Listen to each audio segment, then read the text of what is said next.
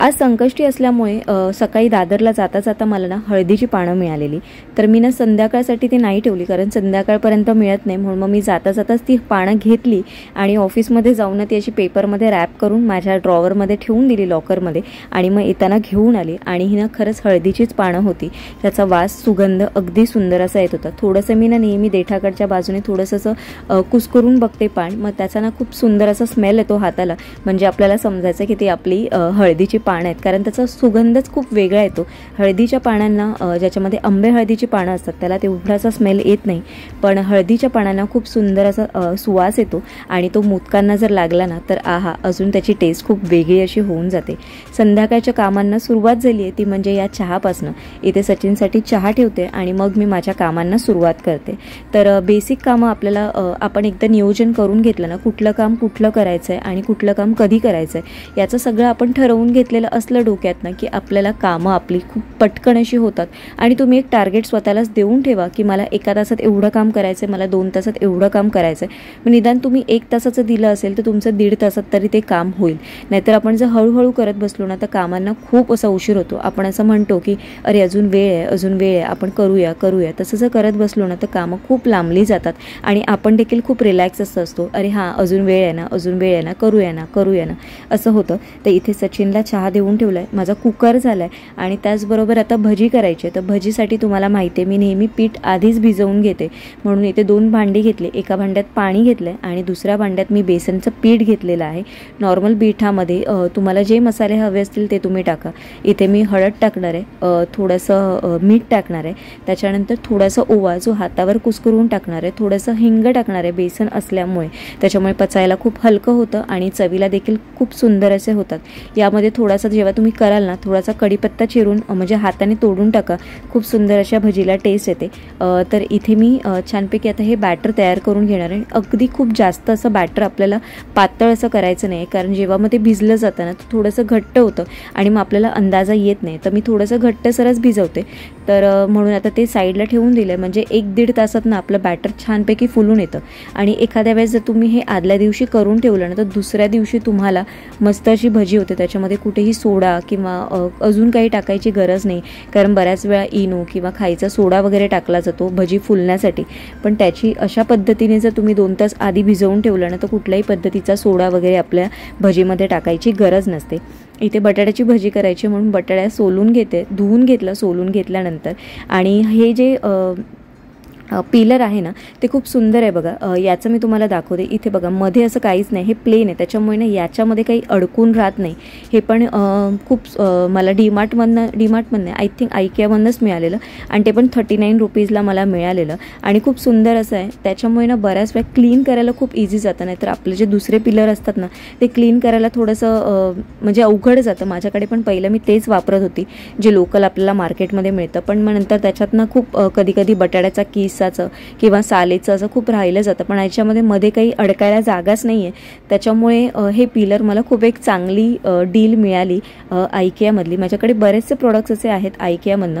एक दिवशी मी परत तुम्हाला सगळे प्रोडक्टची माहिती माझ्या ब्लॉगमधनं नक्की येणाऱ्या देईन. कुकर झालाय, आता भाजी पण करायची आपल्याला. त्याच्या आधी मी सारणाची तयारी करून घेतलंय, खोबरं किसून घेतलेलं आहे आणि गूळ पण किसून घेतलेलं आहे, म्हणजे बऱ्यापैकी बारीक करून घेतलंय, म्हणजे पाक पटकन होतो आणि आपलं सारण देखील खूप छान असं होतं. तर इथे एक गोष्ट सांगायची आहे की जी आपल्याला खोबऱ्यासाठीची गोष्ट विचारली जाते, तर त्याच्यासाठी म्हणून सांगते. नारळ असा खवून घ्यायचा, तुम्ही कशावरती ग्रेट करत असाल तर त्याने करा, मशीनने करा, किंवा मी तर वेळीवर किसते तर त्याच्यामुळे मी असा हा खवून घेतलाय नारळ.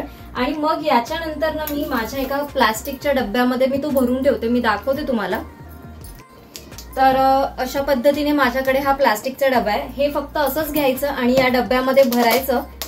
इथे मी भरलंय बघा, आणि हा असाच फ्रीझरमध्ये वरती ठेवून द्यायचा. आणि जेव्हा तुम्हाला पाहिजे असेल 10 ते 15 मिनिटं पहिलं काढून ठेवा, म्हणजे ना हे जे खोबरं घट्ट झालेलं असतं ते वितळलं जातं आणि छानपैकी तुम्ही वापरू शकता. आणि 15 दिवस काय महिनाभर व्यवस्थित राहतं खोबरं, अजिबात काही असं होत नाही.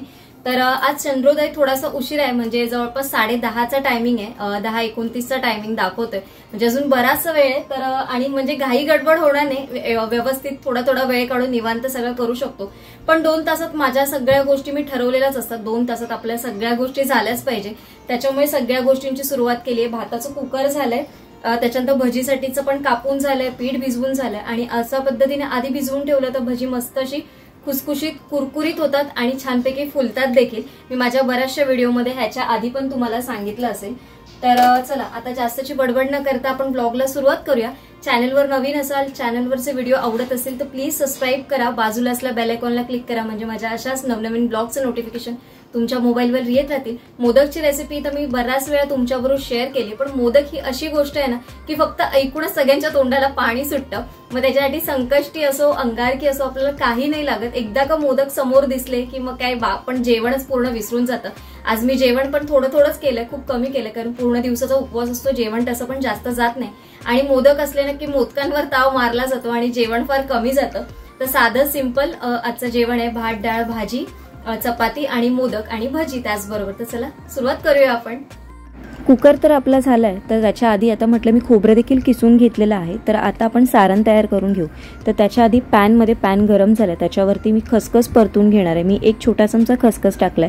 खसखस आणि तुम्हाला बेदाणे जे तुम्हाला आवडत असतील ते ड्रायफ्रुट्स तुम्ही सगळं टाकू शकता, पण मी खसखस टाकला. त्याच्यामध्ये थोडंसं तूप टाकलंय आणि जो आपला बारीक चिरून घेतलेला गूळ होता तो टाकलाय. आणि गूळ थोडासा वितळवून घेतला ना आपण या सगळ्या तुपामध्ये किंवा खसखस यामध्ये सगळा वितळून घेतला ना की मग आपलं सारण लवकर तयार होतं. नाहीतर मग गूळ वितळायला बराचसा असा वेळ जातो आणि मग अर्ध सारणमध्ये सारण तयार येत असतं आणि मग गूळ आपला वितळलेला नसतो एका साईडला. तर ते कापतानाच थोडंसं बारीकसं असं कापून घेतलं ना की मग सारण पटकन होतं. तर इथे मी सारण आता मिक्स करून घेते आणि तुम्ही बघू शकता अगदी 2 मिनिटात सारण मिक्स झालंय गुळामध्ये. त्याच्यामुळे जास्त वेळ लागत नाही. तुम्हाला जेवढं ड्राय हवं असेल तेवढं तुम्ही ड्राय सारण करून घ्या, कारण जेवढं ड्राय कराल तेवढं चांगलं सारण. कारण मग नंतर जर त्याच्यामध्ये थोडंसं पातळ असेल किंवा खोबरं जर जास्त पातळ असेल, खोबरं म्हणजे नारळ आपण जसं म्हणतो की जाड नाही निघालं, सुका नाही निघाला, पातळ निघाला नारळ, तर त्याच्यामध्ये पाणी जास्त असतं आणि मग खूप बाहेर येतं सारण. तर इथे मी मापानेच सामान घेते नेहमी जेव्हा पण उकड करायची असते तेव्हा. इथे मी 1 पेला पीठ घेतलं आहे आणि त्यालाच 1 पेला पाणी घेतलेलं आहे. त्याच्यामध्ये थोडंसं किंचितचं मीठ टाकलेलं आहे आणि तेल टाकलेलं आहे. तेलाचं प्रमाण अगदी मोजूनच टाकायचं, जरासं टाकायचं आहे, कारण तेल देखील जास्त पडलं ना तर आपली उकडनं फुटण्याचे चान्सेस असतात. तर हे एका वाटीला 1 पेला असं मी माप घेतलेलं आहे.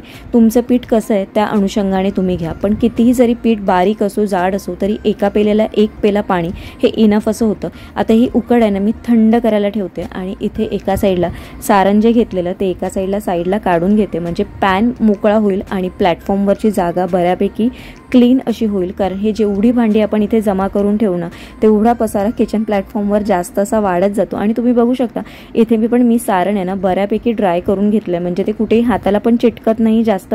आणि जेव्हा आपण मोदकामध्ये भरू ना आणि कधी काय होतं ते सारण ना बाहेर येतं जेव्हा स्टीम होतात मोदक तेव्हा. तर इथे मी बाकीची तयारी करून घेते उकड थंड होईपर्यंत.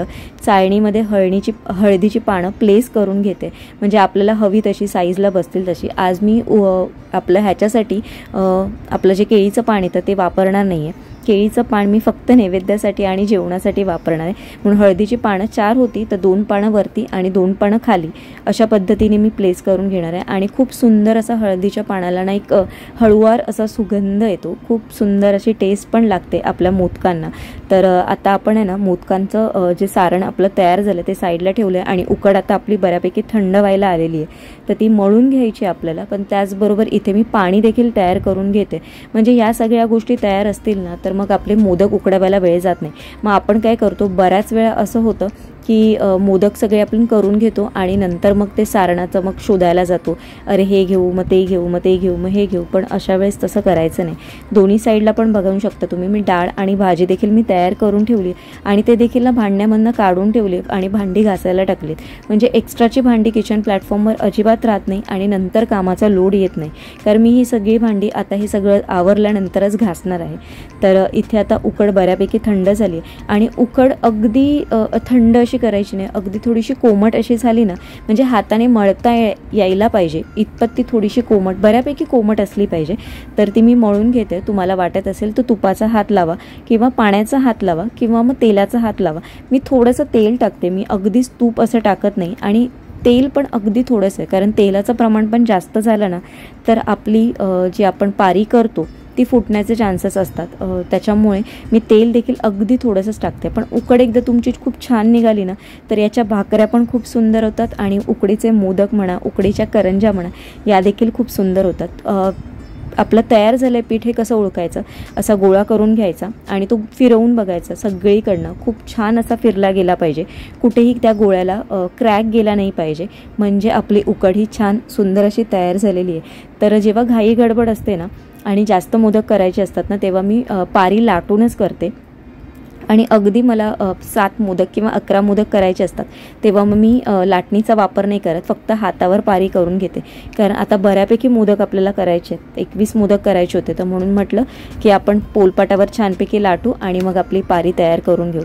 जर तुम्ही शिकलात, प्रयत्न केला नाही तर उकडीचे मोदक तुम्हाला जमणार नाही. पण उकडीचं मोदक खरंच खूप सोपी अशी रेसिपी आहे. फक्त थोडासा वेळ जातो, पण तुम्ही थोडंसं टाईम मॅनेजमेंट करून या सगळ्या गोष्टी केलात ना तर तुम्हाला मोदक बनवणं अगदी सोपं होऊन जाईल. कारण आपल्या बऱ्याचशा मैत्रिणींना उकडीचे मोदक अजूनही बनवायला येत नाही. उकडीचे मोदक म्हटले की सगळ्यांना बरंचसं असं टेन्शन येतं की बऱ्याच वेळा बायका काय करतात की गव्हाचे उकडीचे बनवतात, पण तांदळाच्या उकडीचे बनवायला थोडंसं असं त्यांचा धीर होत नसतो. पण थोडंसं एकदा जर तुम्ही 2-3 वेळा जर प्रयत्न केले ना तर अगदी सहजतेने तुम्ही उकडीचे मोदक आणि तुम्हाला पाहिजे त्या आकाराचे अगदी सुरेख असे बनवू शकता. बाहेर मोदकांची किंमत आमच्या इथे तर दादरला 30 ते 35 रुपये आहे, म्हणजे साईजनुसार आहे. तर छोटे मोदक असतील तर 30 रुपये, थोडे बऱ्यापैकी मोठे मोदक असतील तर 35 रुपयापर्यंत त्याची साईज आहे. तर अशा वेळेस आपण 21 मोदक तर ॲट अ टाईम एवढे बाहेरून विकत घेऊन येऊ शकत नाही. जर खाण्याची इच्छा झाली कधीतरी तर ठीक आहे की आपण एखाद्या वेळेस घेऊन येऊ शकतो, पण प्रत्येक वेळेस सगळ्याच ठिकाणी उकडीचे मोदक काही विकत अवेलेबल नसतात. असं जेव्हा संकष्टी असते किंवा अंगारकी असते किंवा चतुर्थी वगैरे असेल त्याच वेळेस मोदक बऱ्याच ठिकाणी मिळतात. अगदी काहीच मोजक्याच ठिकाणी आपल्याला उकडीचे मोदक अवेलेबल मिळतात. तर थोडीसा प्रयत्न केला तर आपण देखील हे घरच्या घरी कमीत कमी वेळेत बनवू शकतात. सारण आदल्या दिवशी थोडंसं बनवून ठेवायचं जर तुम्हाला वाटत असेल तर, तुम्हाला गडबड होत असेल तर, किंवा संध्याकाळी मोदक करायचे तर सारण तुम्ही सकाळी बनवून ठेवा, म्हणजे तुम्हाला ते संध्याकाळी खूप इझी असे जातील. तर इथे माझे सगळे मोदक तयार झालेत, करून झालेत आणि मी ना छानपैकी आता ते चाळणीमध्ये प्लेस करून घेते. तर हे प्रेस ठेवून झाले की याच्यामध्ये वरती ना थोडंसं डेकोरेशनसाठी थोडंसं एक केशर टाकणार आहे, म्हणजे याने खूप अलगत असा कलर येतो, म्हणजे पिवळसर आणि केशराचा असा. त्याने काही टेस्टमध्ये एवढा खूप जास्त असा फरक पडत नाही, पण दिसायला खूप सुंदर असं दिसतं. त्याच्यामुळे म्हटलं केशर जे आहे ते एक ठेवून घेऊ आपण. आणि मग आता हे ना एक 10 ते 12 मिनटासाठी स्टीम करायला ठेवायचं. 10 ते 12 मिनटामध्ये मोदक आपले खूप सुंदर असे उकडले जातात. 2 बॅचमध्ये मी मोदक करणार आहे. एक आता ही जी करते ती पहिली बॅच आहे आणि याच्यानंतर आहे ती दुसरी बॅच होणार आहे. तर इथे मोदक आपण स्टीम करायला ठेवू आणि हे करता करता आता आपली दुसरी बॅच पण रेडी होईल. थोडासा स्पीड असेल, करूनच स्पीड येतो. मला देखील जमत नव्हतं, पण हळूहळू करून जेव्हा अंगावर पडल्या सगळ्या गोष्टी तेव्हा सगळ्या गोष्टीच करायला म्हणजे इझी होऊन गेल्या. आता त्या सगळ्या गोष्टी खूप इझी वाटतात. पहिलं तर मला पारी करायला खूप जमत नव्हती, पण आता पारी करायला खूप सुंदर अशी जमते. तर आता मोदक आपण काढून घेऊ. तर मोदक काढून घेण्यासाठी मी काय केलं आहे ना, जी आपण मागे टोपली घेतलेली वटपौर्णिमेला, जे मार्केटमध्ये एक आजी माझ्याकडे मागे लागलेल्या काकू, तर बाय घे तर त्यांनी ही जी टोपली केलेली, तर म्हटलं त्याचा उपयोग आपण असाच करूया. तर खाली केळीचं पान ठेवलं. तर केळीचं पान ठेवलं तर कसं त्याला खाली चिटकले जाणार नाही आणि वाफ आहे ना, वाफेने मग त्याला खूप अगदी पाणी सुटून ते चिकट पण होणार नाही मोदक. तर म्हणून ठेवलं. थोडंसं तुपाचा हात लावलेला केळ्याच्या पाण्याला आणि मग नंतर सगळे मोदक मी काढून घेतले. आणि हे जे खाली जी पानं होती ती मी आता चेंज करते आणि जे माझ्याकडे अगोदरचं जे पान होतं ज्याच्यावर मध्ये मी स्टीम दिली नाही आहे त्याला, मग ते पान खाली ठेवून घेतला. आणि हळदीच्या पानाचा सुवास ना अगदी दरवळलेला घरात सगळीकडे, आणि मोदकाला वास देखील खूप सुंदर असा येत होता. सुवास त्याचा सगळीकडे असा पसरलेला आणि खूप छान असं वाटत होतं. तर ही सेकंड बॅच पण मी आता रेडी करून घेते इथे. आणि इथे साईडला बघू शकता तुम्ही, आता मला भजी करायची. तर भजी करण्यासाठी हे पॅन मी 10 मिनिटासाठी एका साईडला ठेवते आणि 10 मिनिटासाठी मग एका साईडला माझी भजी पण होईल, म्हणजे दोन्ही कामं माझी एका ठिकाणी होऊन जातील. आणि हे बघा अशा पद्धतीने मी टोपल्यामध्ये सगळे काढून घेतलेत. आणि केशर लावल्यामुळे थोडासा असा चेंज आला आहे. तर तुम्ही पिठात देखील टाकलं ना केशर तरी खूप चालतं, त्याने देखील खूप सुंदर असा हलका पिवळसर कलर ना खूप सुंदर असा येतो. तर इथे आपली भजीची तयारी करायची म्हणून तेल तापत ठेवलेलं आहे आणि आता आपण भजी करून घेऊ. आणि तुम्ही बघाल ना तर अगदी छान भजी अशी फुलून येतात. तुम्हाला सोडा वगैरे टाकायची काही गरज नाही आहे. मस्त अशी भजी तयार होतात. आणि भजी आता पाऊस चालू झाला तर भजी कधी ना कधीतरी खाणं होईलच. तर एकदा तुम्ही या पद्धतीने बेसनचं पीठ भिजवून बघा आणि मला नक्की कमेंट करून सांगा तुम्ही काय काय रेसिपी ट्राय केल्या असतील किंवा तुम्ही कुठले पदार्थ माझ्या रेसिपी बघून ट्राय केलेत मला नक्की कमेंट करून सांगा. तुमचं काही सजेशन्स असतील ते देखील मला सांगा. म्हणजे माझ्याकडनं काही जर राहून जात असेल तर मी देखील ते माझ्या व्हिडिओमार्फत सुधारणा करून तुमच्यापर्यंत पोहोचवण्याचा नक्की प्रयत्न करेन. 2 बॅचेसमध्येच मी भजी तळून घेतले आणि बाकीचं पीठ मी फ्रीजमध्ये तसं स्टोअर करून ठेवणार आहे.